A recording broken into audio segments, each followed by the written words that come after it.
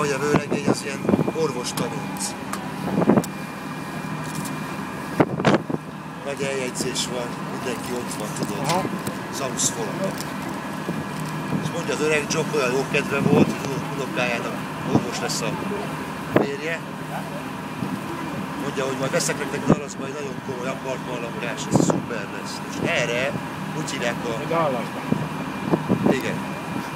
Úgy hívják a vőlegényt, hogy Mitch Cooper. És mondja az a Mitch Cooper, hogy köszi szépen. Mitch Cooper. Ez ilyen gazdag, ez ilyen büszke csóvaló, tudod. Ugye, azt köszönjük szépen, mi nem kérünk a gazdagok pénzéből, maguk azt hiszik, hogy mindenkit meg lehet vásárolni. És akkor erre azt mondja az öreg Jock, hogy hát a fene érti ezeket a szegényeket. Nem értem. Cliff-fel hát nagyon nagy gázok vannak csóvalóra. Akkora gázban van. Most a Jockey Cliffnek a feleségét pisztolyozza.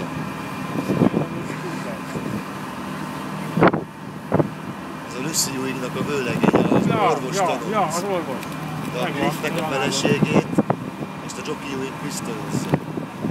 De még nem tudja, de nem sokára meg fogja tudni, tehát ezek már ilyen következő részekben nyúlnak bele, tudod, én ezt nem akarom elmesélni előre.